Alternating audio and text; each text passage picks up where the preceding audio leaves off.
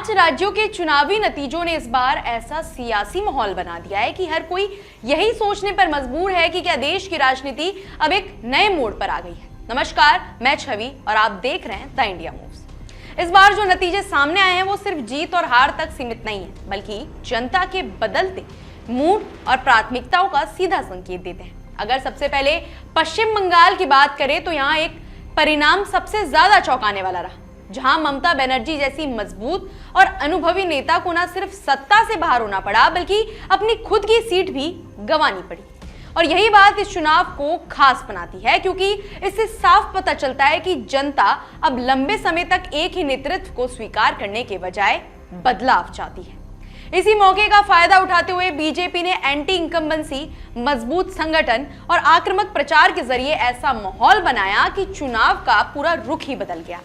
वहीं अगर असम की ओर नजर डाले तो यहाँ तस्वीर बिल्कुल अलग है, लेकिन उतनी ही महत्वपूर्ण दिखती है, क्योंकि बीजेपी ने लगातार तीसरी बार जीत हासिल करके ये साबित कर दिया कि अगर नेतृत्व हो और जमीनी पकड़ कायम रहे तो जीत एक सिलसिला बन जाती है। और इसी के साथ हिमंता बिस्वा शर्मा का कद भी काफी बढ़ गया है, जो अब सिर्फ एक राज्य के नेता नहीं बल्कि राष्ट्रीय स्तर पर प्रभाव डालने वाले चेहरे बनकर उभरे हैं।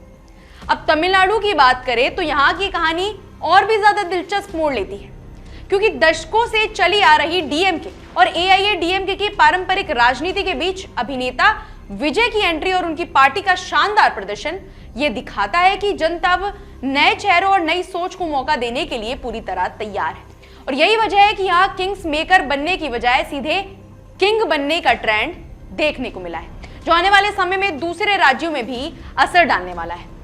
इसी तरह केरल में भी सत्ता परिवर्तन ने एक अलग संकेत दिया है, जहां कांग्रेस की वापसी ने यह दिखाया कि अगर सही रणनीति और सही मुद्दों के साथ चुनाव लड़ा जाए तो वापसी संभव है, और इससे राहुल गांधी के नेतृत्व को भी नई ताकत मिल रही है। अब अगर इन सभी नतीजों को एक साथ जोड़कर देखें तो एक बड़ा सवाल सामने आता है कि क्या क्षेत्रीय दलों का प्रभाव धीरे धीरे कम हो रहा है, क्योंकि बंगाल में टीएमसी और तमिलनाडु में डीएमके की हार ये संकेत देती है कि अब राजनीति का केंद्र धीरे धीरे राष्ट्रीय पार्टियों की ओर शिफ्ट हो रहा है।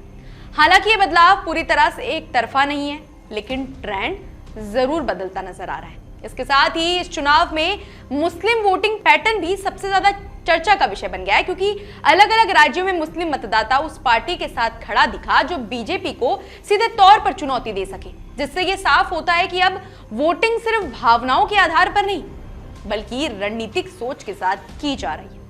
इसके अलावा वोटर लिस्ट में बड़े स्तर पर हुए बदलाव, खासकर बंगाल में लाखों नाम हटने का असर भी चुनावी नतीजों में देखने को मिला, जिसने पूरे समीकरण को बदल दिया है। और उस मुद्दे पर विपक्ष ने सवाल भी खड़े कर दिए हैं, लेकिन इसका सीधा फायदा बीजेपी को मिलता हुआ नजर आया।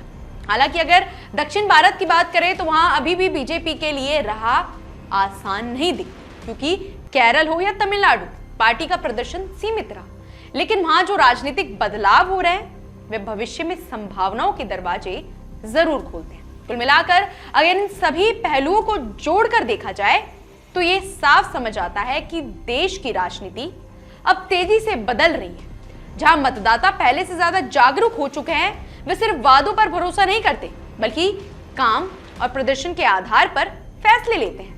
और अगर उसे लगता है कि बदलाव जरूरी है तो वे बिना झिझक बड़ा निर्णय लेने के लिए तैयार रहते हैं। ऐसे में अब सबसे दिलचस्प बात यह होगी कि इन चुनावी नतीजों से राजनीतिक दल क्या सीख लेते हैं। क्या बीजेपी इस बढ़त को और मजबूत बनाएगी? क्या कांग्रेस इस मौके को स्थायी वापसी में बदल पाएगी? और क्या क्षेत्रीय दल खुद को नए दौर के हिसाब से ढाल पाएंगे? क्योंकि इतना तो तय है कि आने वाले चुनावों में मुकाबला और भी ज्यादा कड़ा और दिलचस्प होने वाला है।